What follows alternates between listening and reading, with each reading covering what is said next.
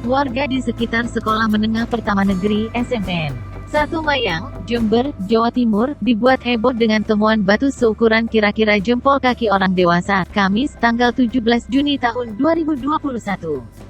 Batu tersebut, dari keterangan warga, bisa bergetar sendiri ketika terkena sinar. Kepala SMPN 1 Mayang Edi Sucipto menceritakan, saat batu itu dicoba dibawa masuk ke dalam ruangan, batu itu tak bergetar.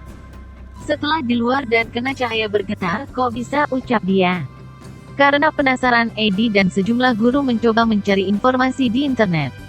Menurutnya, batu itu diduga batu buatan yang di dalamnya sudah terdapat sensor cahaya. Dia menduga, batu itu bukanlah benda bersejarah, namun batu yang biasa digunakan untuk atraksi sulap.